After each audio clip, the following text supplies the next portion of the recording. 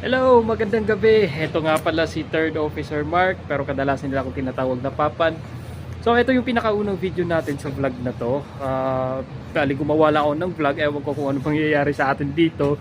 Siguro may i-share ko sa inyo yung mga trabaho namin sa barko, yung mga nangyayari sa mga labasan, kung naririnig nyo naman, mga diskarte natin sa buhay pag nasa Pilipinas tayo. O kahit ano, di ko talaga alam kung anong mangyayari dito sa vlog na to. Pero I want to introduce myself. Ako nga pala ay isang deck officer, third mate. Dito ako sa mga type na barko na combination career. Magiging interesting to kasi kadalasan sa ating mga kabaro dyan, nasa tanker or nasa bulk.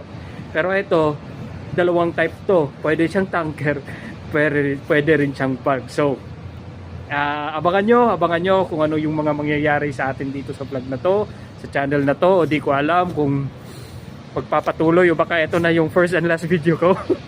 Hindi natin alam. So may i-share ko lang sa inyo. Andito pala kami ngayon sa Sushan, China, IMC Yard, shipyard. So ibig sabihin ng shipyard, nasa dry dock kami. So kapag yung barko aabot na ng 5 years, mandatory dry dock po talaga yan. So ngayon nag 5 years na yung barko na nasampahan ko. Dito kami ngayon. Kung makikita nyo, yan, may mga ito, katabi naming barko yan. Ibang barko yan, hindi yan yung barko namin. Bali nandito ako sa barko namin ngayon.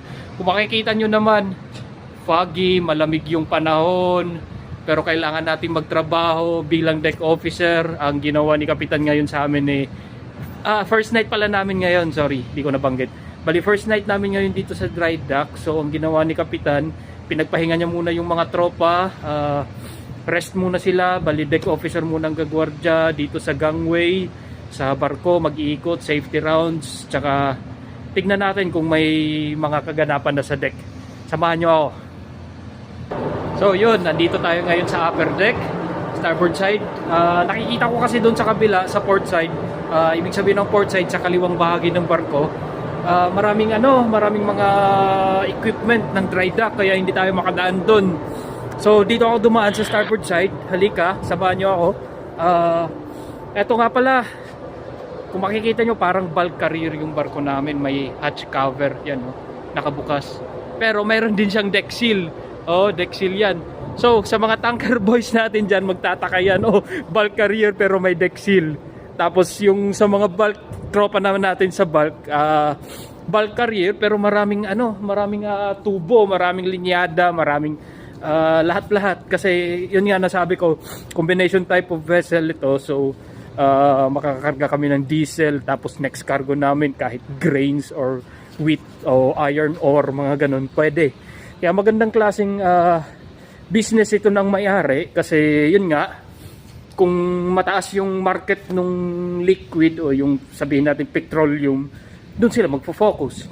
Tapos kung doon naman sa bulk yung maganda yung bentahan o market, doon naman sila magpo-focus. Kaya hindi nababasyo yung barko namin.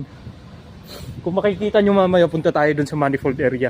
Makikita nyo naman, may mga hatch cover ako. Ayan, nadaanan ko, hatch cover yan. Nakabukas lahat ng bodega namin. Bakit ready na siya bukas na i-maintenance ng shore o ng tropa. Ewan ko, di ko alam kung anong gagawin. First time ko rin mag-dry dock sa ganitong klaseng barko. So, dito tayo ngayon sa manifold area. Kung makikita nyo yan, may manifold kami. May cargo crane kami. Yan, manifold area namin yan. Yan. Kung makikita nyo, pasensya na, medyo madilim. Tapos may cargo crane kami. Tapos meron kaming hatch coming. So, paulit-ulit, sorry. Pero yun nga, magandang klaseng barko to. So, dito tayo, nag-iikot tayo. Ang ginagawa namin ngayon, as per order ni Kapitan, ni Chiefmate, ikot lang. Sa napapansin ko, parang wala pa namang nagtatrabaho. Wala pa namang ginagawa sa barko namin. Bali, nag-alongside lang kami.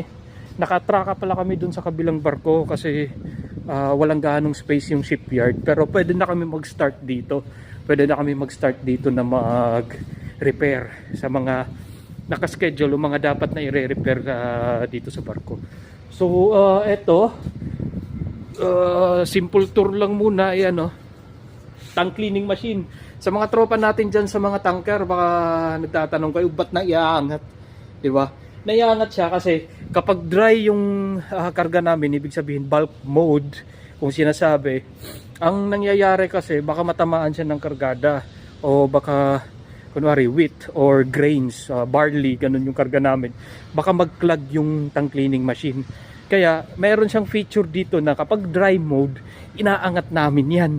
Actually si Pampi, pero siyempre tulong ng tropa. Yan, nakaangat yung mga tank fix machine para hindi siya matamaan o hindi siya malublob o hindi siya magka-clog while naka-bulk mode kami. Tapos, yun nga, sayang hindi ko mapapakita sa inyo kung paano nagko-convert yung tropa.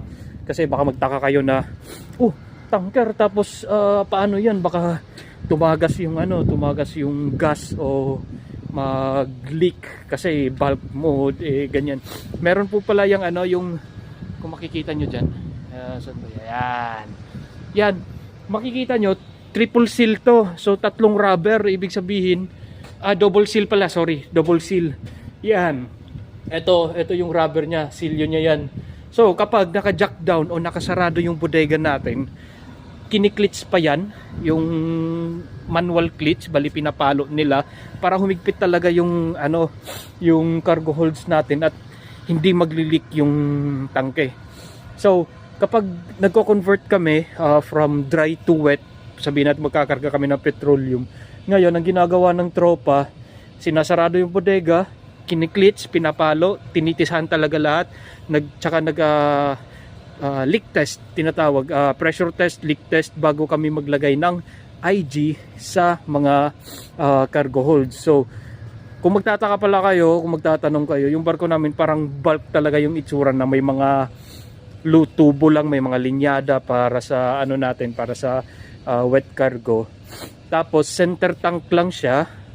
Bali may mga restrictions kami during loading, lalo na pag wet. I-discuss natin yan kung nandito pa ako sa barko, pag may chance tayo na makapag-discuss about sa conversion or sa sa tawag nito, kung paano siya magkakarga ng wet. So, yun lang muna siguro. Tara, pasyal tayo kung anong nangyayari ngayon sa barko. Yun, dito na tayo ngayon sa prowa. Ito pala prowa namin. Yan, makikita nyo sa mga kabaro natin nagbabarko. Alam nyo na to, mooring station, forward. Naka 4-2 pala kami ngayon. 4 headlines, 2 spring lines. Ito na, sinasabi ko, daming equipment sa barko. Yan, yung power supply siguro to. Ewan ko. Tignan natin bukas. May mga ganito na kasi dito sa port side. Yan. Kaya hanggang dun yan. Dun sa port side, marami yan sila dun. Kaya ayaw kong dumaan kasi nakikita ko may power yung naka-power on. Di ko alam kung safe dumaan dyan. Wala ring safety officer ngayon on board. Bali, wala munang trabaho ngayon sa napapansin ko. Wala akong nakikita, wala akong naririnig na tumutunog. So, ibig sabihin, wala pa munang trabaho. Baka bukas yung first day. So, eto, foggy. Malamig yung panahon, sinisipon na ako. And nakikita nyo naman yung akomodasyon namin. Ang layo. Nasa 283 yata meters yung barko. I'm not so sure. So yun, akomodasyon namin, foggy na siya. Wala pa tayong repairs na nangyayari ngayon. Yung ibang tropa nagpapahinga, nagre-ready ng lakas para bukas.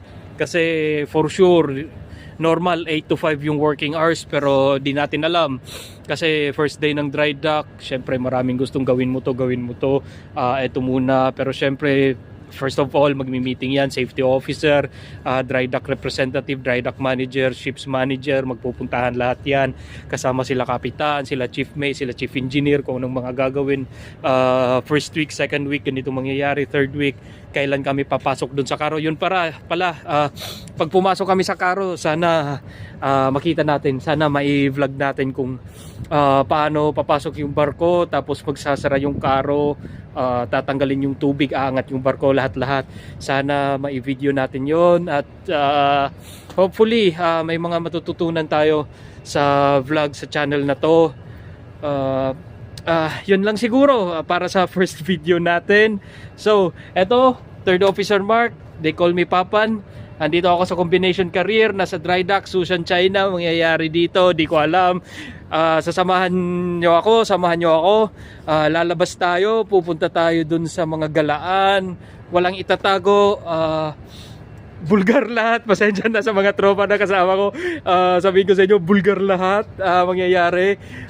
Hopefully hindi na ako mag-duty sa gabi kasi gusto ko rin lumabas ng gabi. Alam nyo naman, ang kasiyahan sa labasan ay gabi.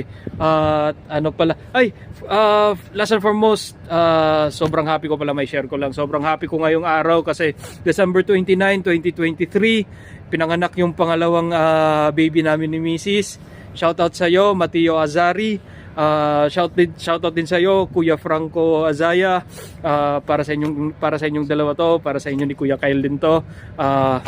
Para sa inyong lahat ang ginagawa ni Papa na nagtatrabaho sa barko, nagtitiis sa lamig, sa puyat, pagod, kahit ano. Syempre sa wifey ko, si Queenie Koy. I love you. See you next vlog.